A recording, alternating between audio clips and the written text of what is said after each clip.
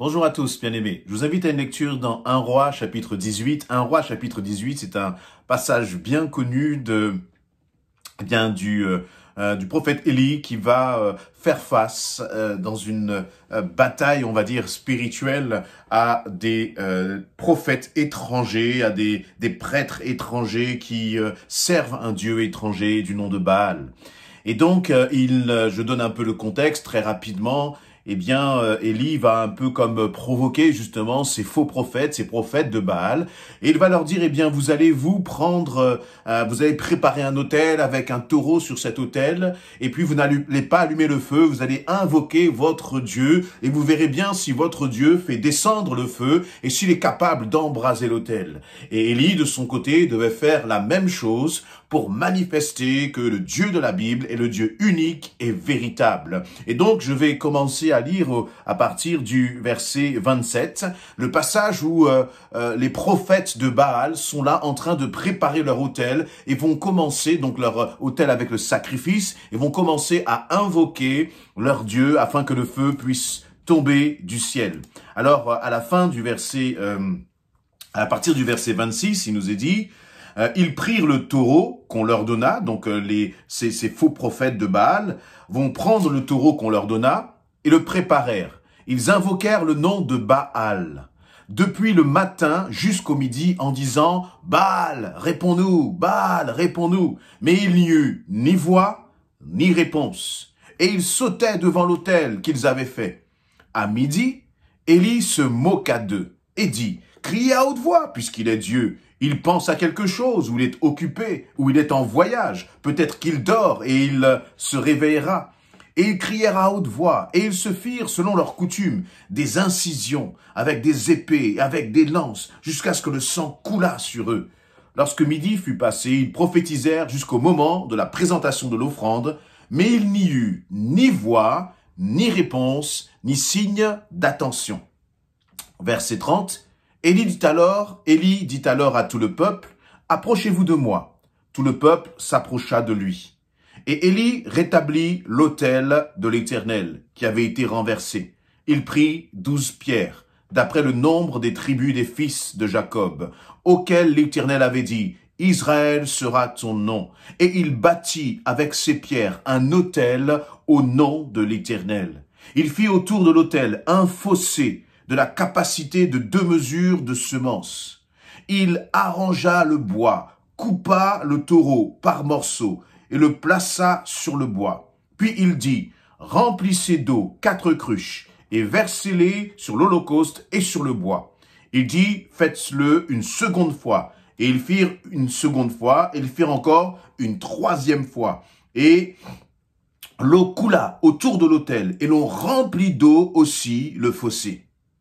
Au moment, verset 36, de la présentation de l'offrande, eh bien, Élie le prophète s'avança et dit, « Éternel, Dieu d'Abraham, d'Isaac, d'Israël, que l'on sache aujourd'hui que tu es Dieu en Israël, que je suis ton serviteur et que j'ai fait toutes ces choses par ta parole. Réponds-moi, Éternel, réponds-moi, afin que ce peuple reconnaisse que tu es l'Éternel Dieu et que c'est toi qui ramènes leur cœur. » Et le feu de l'Éternel tomba. Il consuma l'holocauste, le bois, les pierres et la terre, et il absorba l'eau qui était dans le fossé. Quand tout le peuple vit cela, ils tombèrent sur leur visage et dirent, « C'est l'Éternel qui est Dieu, c'est l'Éternel qui est Dieu. Amen. » Donc j'ai lu jusqu'au verset 40. C'est un passage qui est magnifique et sur lequel on pourrait dire beaucoup de choses, mais je voudrais appuyer sur quelques points précis qui ont retenu mon attention. Premièrement, eh bien, on voit donc la réaction de ces faux prophètes qui vont essayer d'arranger les circonstances de façon à ce que, eh bien, ils vont essayer de tout préparer, ils vont invoquer leur Dieu, ils vont crier à lui, ils vont sauter, ils vont crier, ils vont même se faire des incisions pour faire couler leur sang, ils vont appeler ce faux Dieu, et il n'y aura aucune réponse. Et d'ailleurs, même, on sent l'assurance d'Élie, parce que, eh bien, ces prophètes-là sont nombreux. Et Élie, lui, il est là, plein d'assurance, il n'est pas impressionné par le nombre de ces faux prophètes.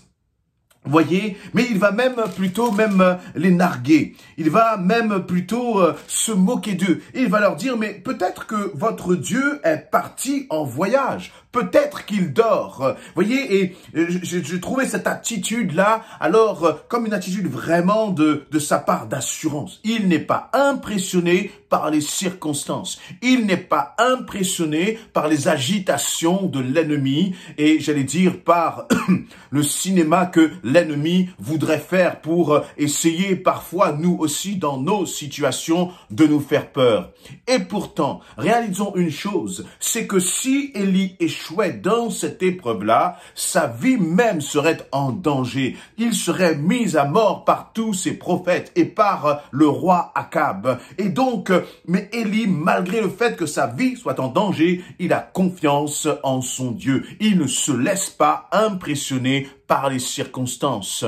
Et toi, mon ami, est-ce que tu te laisses impressionner par les circonstances? Est-ce que tu te laisses impressionner par ce que tu vois? Imaginez, vous avez plus d'une centaine là de faux prophètes qui sont là et puis qui crient à leur Dieu et puis qui commencent à même, j'allais dire, se faire des incisions. Ça devait être un spectacle vraiment impressionnant, un spectacle impressionnant. Mais même face à ce spectacle, Élie regarde à son Dieu. Élie ne se laisse pas impressionner. Lui est tout seul, mais la réalité, c'est qu'il n'est pas seul. Il sait réellement que Dieu est avec lui. Élie a comme une vue spirituelle de la situation. Il ne regarde pas aux hommes. Il ne regarde pas à ce qui est matériel, palpable et charnel. Mais il regarde plus loin parce qu'il a compris que son Dieu, même s'il ne le voit pas, il est là. Et toi, as-tu compris que Dieu est là? As-tu compris que Dieu est avec toi? As-tu compris que même quand tu ne l'entends pas, il agit là où toi tu ne vois pas? Est-ce que tu fais confiance à ton Dieu? Et d'ailleurs, Élie va encore manifester, on voit cette confiance en l'Éternel lorsque ça va être son tour.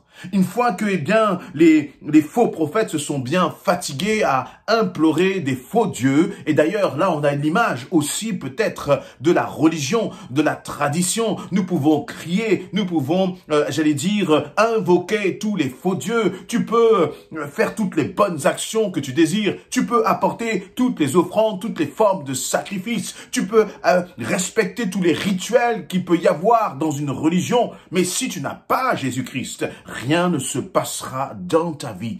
Et c'est exactement ce que ces Baals, donc ces faux prophètes, représentent et symbolisent. La tradition n'a jamais amené la main de Dieu à agir, n'a jamais amené la main de Dieu à intervenir dans une situation. Mais par contre, la foi en Jésus-Christ, c'est elle qui change tout. Et j'aimerais peut-être t'interpeller, toi aussi qui écoutes cela, eh bien, quelle que soit la religion que tu suis, quel que soit le nom que tu peux mettre sur cette religion, eh bien, tu n'auras pas de réponse. C'est une réalité en dehors de Jésus-Christ. Et peut-être que tu pourras me dire que je manifeste là une forme d'arrogance, mais ce n'est pas du tout cela. C'est une réalité. Et je le dis vraiment avec amour. Et je te demande, toi, d'expérimenter Jésus-Christ dans ta vie, là où tu es, en invoquant, en appelant le nom de Jésus-Christ avec foi sur ta situation, et tu verras que Dieu se glorifiera. Et donc là, nous arrivons au moment où c'est à Élie maintenant d'établir son autel. Élie, premièrement, lui, il va s'adresser à la foule. Il va leur dire, approchez-vous de moi, regardez, parce que ce qui va se passer là, eh bien, c'est quelque chose, c'est une action. Vous allez voir quelque chose qui va glorifier Dieu. Et j'aime cette attitude d'Élie au verset 30. Élie va utiliser l'épreuve. Non pas, j'allais dire, il ne va pas voir l'épreuve comme quelque chose qui le fait trembler. Mais à travers l'épreuve, il va voir une occasion que Dieu soit glorifié. Et toi et moi, voici comment nous devons considérer nos épreuves. Nous devons dire comme au monde, approchez-vous, vous allez voir Dieu agir. Ne nous cachons pas lorsque nous sommes dans l'épreuve. Ne nous cachons pas lorsque nous sommes dans la difficulté. Mais je crois qu'au contraire, nous pouvons utiliser ces difficultés. Nous pouvons utiliser utiliser nos épreuves pour dire « approchez-vous de moi », parce que nous savons que Dieu agira. Est-ce que tu crois réellement que Dieu agira dans ta situation? Pour ce faire, il va falloir manifester de la foi. Et comment est-ce qu'Élie a manifesté sa foi? Eh bien, tout simplement, dans ce verset 30, il va commencer donc à installer son autel. Il va mettre les 12 pierres, qui sont les symboles, justement, qui vont représenter les 12 tribus d'Israël. Donc, ils vont représenter le peuple de Dieu. Et puis, il va commencer à mettre le taureau sur cet autel qu'il va couper en morceaux et qu'il va placer sur cet autel. Il va mettre le bois sec. Et puis sur ce bois, il va faire quelque chose d'extrêmement surprenant. Il va demander qu'on déverse des cruches d'eau sur l'autel une fois. Et puis encore une autre fois, et puis encore une troisième fois. C'est-à-dire qu'il va faire le contraire de ce qu'on pourrait attendre. Il ne va pas essayer d'arranger la situation comme pour s'assurer que Dieu va bien agir. Il ne va pas essayer de dire « Seigneur mon Dieu, je vais t'aider ». Dieu n'a pas besoin de ton aide. Dieu n'a pas besoin de mon aide dans nos situations et dans nos épreuves. Parfois, nous voulons comme nous mêler de ce que Dieu veut faire. La réalité, c'est que Dieu te dit « Fais-moi confiance et laisse-moi agir ». Parce que parfois, lorsque nous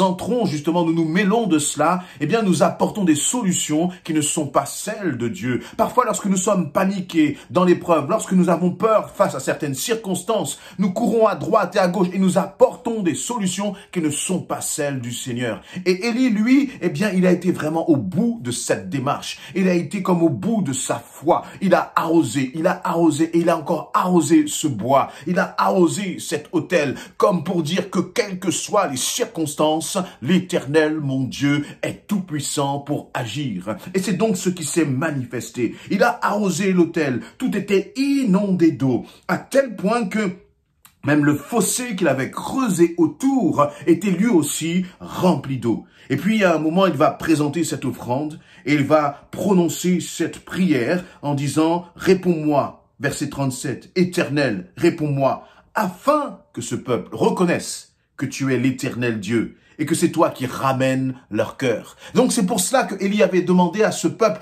rapprochez-vous. Parce que au verset 30, il va leur dire, approchez-vous. Et au verset 37, il va prier et dire, Seigneur, c'est pour eux en fait que j'ai fait cela. Et bien sûr, cela nous rappelle la prière de Jésus face à Lazare. Seigneur, moi je sais que tu ressuscites, mais c'est afin que eux, ils croient. Et Élie agit de la même façon. Il avait cette assurance. Parfois, nous-mêmes, lorsque nous avons une épreuve, nous pouvons avoir peur, nous avons peut-être honte. Combien de fois cela m'est arrivé de prier pour quelqu'un qui est malade devant d'autres personnes et quand c'était dans la rue, je me disais, mais Seigneur, là, il faut vraiment que tu agisses, il faut vraiment que tu guérisses, sinon je vais passer là pour un rigolo devant toutes ces personnes-là. Élie avait cette foi, il avait cette assurance que Dieu allait agir. Et pourquoi? Parce qu'il le dit, eh bien, réponds-moi afin que ces hommes, ce peuple reconnaissent que tu es l'Éternel Dieu. Voilà pourquoi parfois nous devons traverser les épreuves. C'est pour que, à travers notre épreuve, notre Dieu soit glorifié. Et bien sûr, qu'est-ce qui s'est passé? Le feu est tombé du ciel. Il a consumé l'holocauste. Il a consumé le bois. Les pierres même ont été consumées par ce feu. La terre aussi a été consumée. L'eau a été absorbée dans le fossé.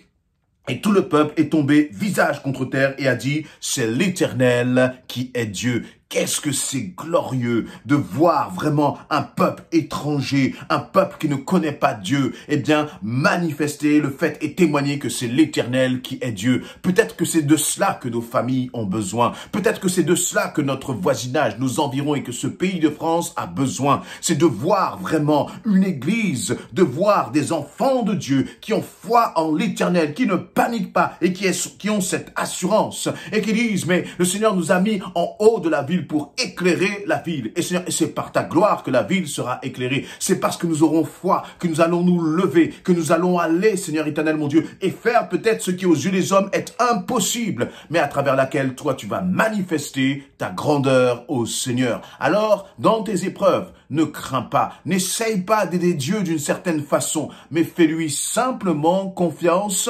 proclame sa gloire à travers tes circonstances et tu verras que Dieu agira comme il l'a fait pour Élie. Soyez encouragés et bénis. Amen.